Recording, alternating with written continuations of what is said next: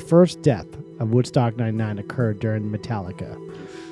The man's name was David DeRosia. He died of hyperthermia, which is a weird thing to die of. But it seems like cool, it would, right? It's like you have to be. It's like cold. cold. Hyperthermia. It's probably the opposite, where you cook to death. Oh, you know what? That could be right. It's hyper versus hypo. One's cold, one's hot. Well, what happened was David was a young guy in good health. Actually, John Schur, the fucking asshole on the shit list, by the way, promoter, said he was fat. That's the reason why. He had a pre-existing condition. That's why he died.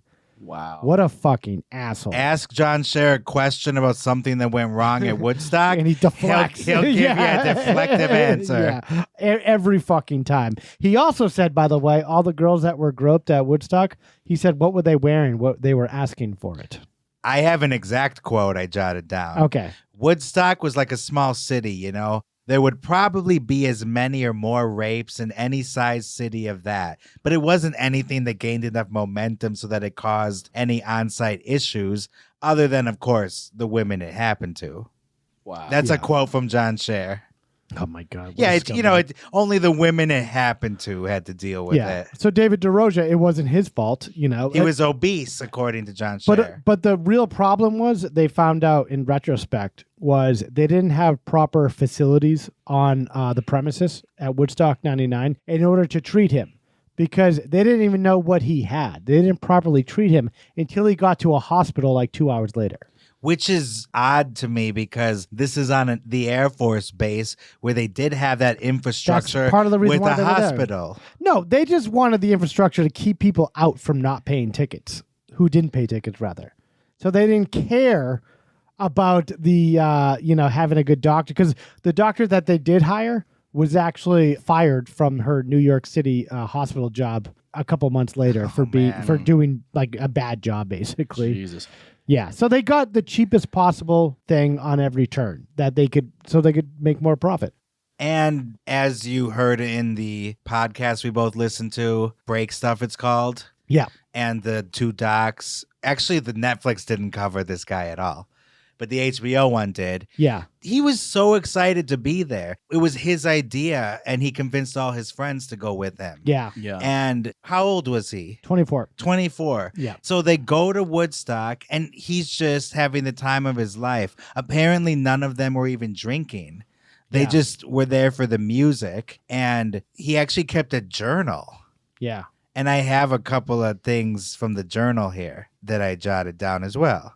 He said that he had seen the band live and they were very good. Jamiroquai, not good. Agreed. Listened to a horrible set by Andy Dick. Of course. Then he wrote, I'm doing okay but tired. Then he saw Korn and Bush. And he also wrote, boob count is too high to keep counting. Kind of getting old. And then outlook for a shower, not good. Tomorrow's goal, this is written on Friday. Tomorrow's goal, get on the Woodstock video by being in the Metallica pit. Yeah. Rock on. Yeah, his friend actually was with him. His friend let him go. He's like, I'm not going to go in the pit. You go ahead. It looks too dangerous for me. Like, I'm kind of on the board with that. But his friend was like crying in one of the documentaries how bad he felt that he wasn't there to like be with his friend, because his friend just like seized up in a pit like that. You're going to be sticking around for a while before, unfortunately, they bring you to security. They're able to get you to help. Yeah, this keeps getting sadder the more I'm reading about it. He was the primary caretaker for his mom, who was suffering for all the effects of Lyme disease for years. Man. She's got intermittent blindness at the time. She's got muscle weakness. And he was the guy taking care of her, and she was nervous about him going. And his last words to her was, "Don't worry, Mom." Oh, Jesus Christ! And then you get the call that he died. Oh God! And from his friend's perspective, you go to a concert with your friend, you leave without your friend. Yeah, that must feel awful. Yeah, his body temperature went all the way up to 107. So he cooked to and death. It was hyperthermia. Hyperthermia. Yeah. So what happened with that exactly? So hyperthermia is when you completely overheat and there's no way for your body to cool itself down. Okay. And it just got stuck. But the fact that he was at a tent where, it was understaffed and it sounds like under knowledgeable, I guess. What they should have done was thrown him into an ice bath right away. That would have saved him. That would have saved him. Yeah. Yeah, but they said he was agitated and non-cooperative, so they gave him a sedative to calm him down, and he's literally like cooking to death. And they're like, just have a Valium, you'll be all right. Yeah. And so it took a couple hours for them to be like, oh shit, he's not getting It's that simple, just to throw him in an ice bath and just cool his entire system down, because once they got him to the hospital, then they started doing this, but it was already too late. Yeah. And I understand that he was belligerent and out of his mind. He was probably scary. Yeah. Yeah. But these are supposed to be professionals. Like, okay, what might be going on possibly at this festival where it's over 100 degrees?